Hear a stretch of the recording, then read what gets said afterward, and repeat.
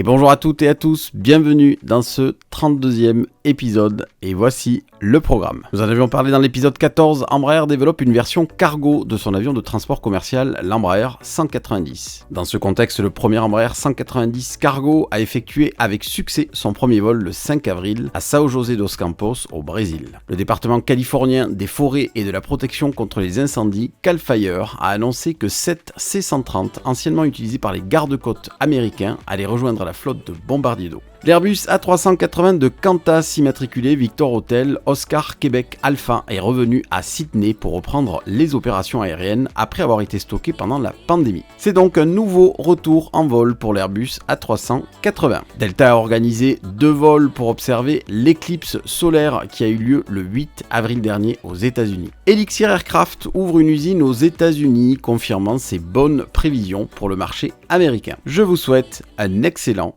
épisode. Et nous en avions parlé dans l'épisode 14, Embraer développe une version cargo de son avion de transport commercial, l'Embraer 190. Dans ce contexte, le premier Embraer 190 Freighter a effectué avec succès son premier vol le 5 avril à São José dos Campos au Brésil. L'équipe d'Embraer a piloté l'E-Jet E-Freighter pendant environ 2 heures, procédant à une évaluation complète de l'avion qui poursuivra ses tests avant sa mise en service. L'avion appartient à Regional One, une société de leasing américaine. Le programme E-Freighter offre une nouvelle opportunité commerciale pour Embraer, répondant à la demande mondiale croissante de transport de marchandises, du commerce électronique et associant la famille E-Jet de haute technologie à des performances opérationnelles imbattables, a déclaré Francisco Gomes Neto, le président et PDG d'Embraer. Nous sommes très satisfaits des progrès rapides des Embraer 190 Freighter et 195 Freighter au cours de la période de test. Le premier vol fait partie d'une série d'évaluations qu'Embraer mène avant la mise en service des avions E-Freighter. L'avion a déjà réussi les tests de pressurisation au sol et de chargement de fret. Les E-Jets convertis en cargo auront une capacité volumétrique supérieure de plus de 50% en autonomie, 3 fois supérieure à celle des gros turbopropulseurs cargo tels que la TR-72 et des coûts d'exploitation jusqu'à 30% inférieurs à ceux des fuselages étroits type Boeing 737. En combinant la capacité sous le plancher et le pont principal, la charge utile structurelle maximale est de 13 500 kg pour l'Embraer 190 Freighter et de 14 300 kg pour l'Embraer 195 Freighter. Lancé en 2022, le programme Embraer 190 Freighter et 195 Freighter Passenger to Freight Conversion, P2F en français, conversion d'avions de passagers en avions cargo, a impliqué un réseau mondial de plus de 40 fournisseurs et plus de 600 employés qui ont consacré près d'un demi-million d'heures au développement de l'E-Jet E-Freighter. La transformation du passager E190 en cargo E190F inclut le remplacement d'une partie du fuselage avant pour accueillir une porte cargo, la conversion de la cabine passager en espace cargo avec un plancher renforcé et l'installation de dispositifs de sécurité essentiels comme des détecteurs de fumée. À travers cet appareil, Embraer compte bien décrocher une partie de ce marché et il est fort à parier que vos futurs achats en ligne seront transportés à bord de ces appareils.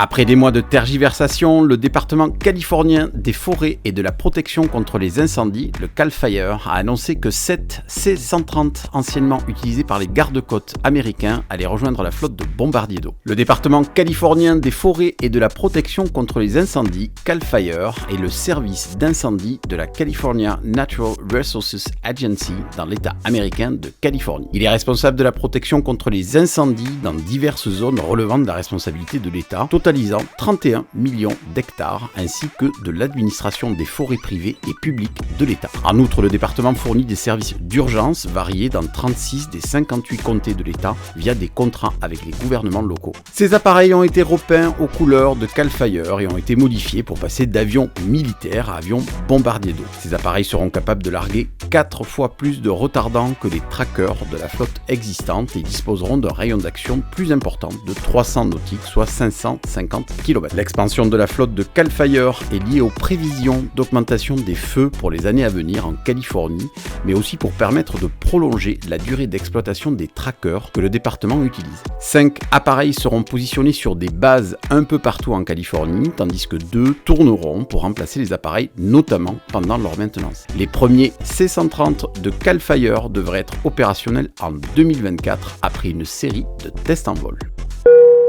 Et c'est une nouvelle remise en service. L'Airbus A380 de Qantas immatriculé Victor Hotel Oscar Québec Alpha est revenu à Sydney pour reprendre les opérations aériennes après avoir été stocké pendant la pandémie. L'avion a été acheminé à Abu Dhabi pendant plus d'1 an avant de faire un vol de plus de 13 heures de retour à Sydney le vendredi 5 avril 2024. Le vol effectué sans passagers a effectué un court atterrissage sur la piste 16 droite à 13h35 le samedi 6 avril. Peu après son retour à Sydney, le Victor Hotel Oscar Québec Alpha de Qantas est retourné en service dans la flotte de Qantas pour opérer le vol Qantas 11 de Sydney à Los Angeles. Cet avion en particulier a été livré à Qantas en septembre 2008 depuis Toulouse avec un itinéraire de livraison via Singapour à partir du premier vol de l'usine Airbus le 25 janvier 2008. Le 4 novembre 2010, alors qu'il opérait sous le vol Qantas 32, cet Airbus A380 a connu une défaillance non contenue dans l'un de ses 4 moteurs Rolls-Royce Trent 900 peu après le décollage de l'aéroport de Singapour au-dessus des îles Rio en Indonésie. Après avoir attendu pendant près de 2 heures pour évaluer la situation, l'avion a réussi à effectuer un atterrissage d'urgence à l'aéroport de Changi. À la suite de cet incident, Qantas et Singapore Airlines, qui utilisaient également les moteurs Rolls-Royce Trent 900 sur les flottes A380,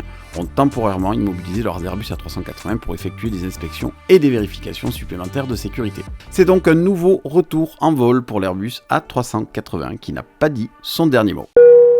Le 8 avril dernier, Delta a organisé 2 vols dont l'objectif était de pouvoir observer l'éclipse solaire. 2 vols ont donc été organisés, le vol Delta 12-18 d'Austin à Détroit avec un Airbus A220 et le vol Delta 10-10 de Dallas à Détroit à bord d'un Airbus A321 Neo. Ces 2 vols ont suivi l'ombre de l'éclipse pour permettre à un petit nombre de chanceux de pouvoir l'observer depuis l'avion. Cette mission spéciale a nécessité des heures supplémentaires dans le simulateur et du temps passé à réfléchir à un plan de vol. Nous avons étudié et pris en compte la vitesse de l'éclipse, a déclaré Daniels, un capitaine, et nous avons essayé différentes altitudes et réglages de vent pour déterminer le timing des virages que nous voulons effectuer. L'éclipse de cette année a traversé les États-Unis à une vitesse de 2500 km/h, tandis que l'avion se déplaçait à environ 770 km/h. L'avion a rejoint l'ombre de l'éclipse à peu près à la moitié du vol. L'enjeu pour ces vols était de pouvoir suivre l'éclipse tout en empruntant un espace aérien très congestionné qu'est la zone de Memphis. Le stress des équipes était que le trafic aérien puisse retarder le timing très précis de ces vols. C'est dans cette même zone que l'observation de l'éclipse a été la plus longue. Alors que les employés de Delta au sol ont méticuleusement planifié de placer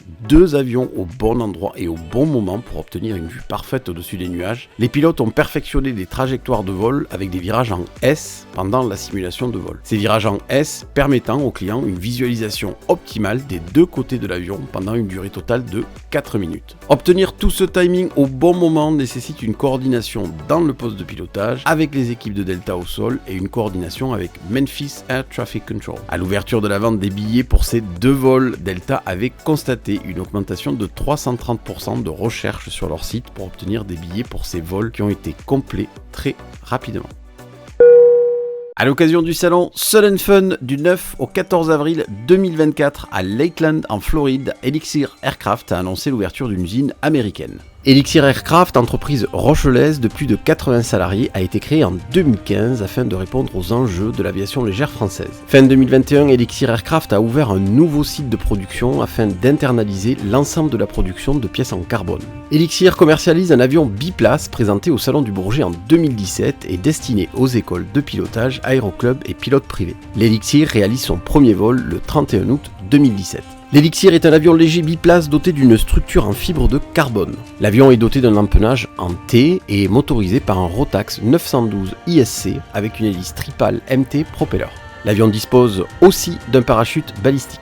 Long de 6,6 mètres et d'une envergure de 8,48 mètres, l'Elixir vole à une vitesse maximale de croisière de 130 nœuds sur une distance maximum de 1500 km. Le 2 février 2022, le premier avion a été livré à l'aéroclub des Pertuis, basé sur La Rochelle. En 2023, Elixir comptait plus de 70 commandes de ferme, dont 4 pour Airbus Flight Academy et 6 pour Mermoz Academy, et 140 précommandés, dont 100 pour Sierra Charlie Aviation, basé à Scottsdale, en Arizona. Le site de production de l'avion se trouve sur la commune de Périgny, proche de La Rochelle, en Charente-Maritime.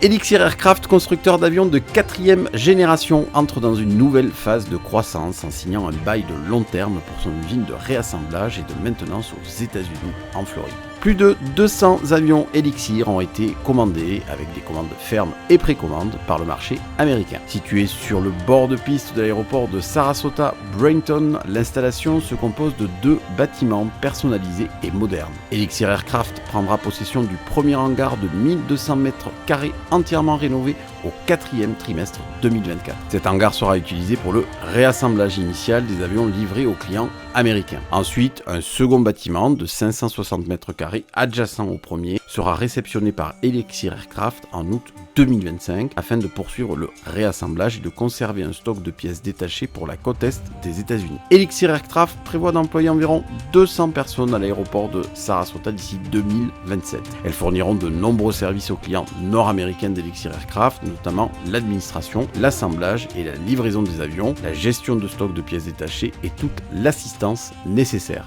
Outre le site de Sarasota, Elixir Aircraft va conclure des partenariats en Arizona et dans le Midwest américain.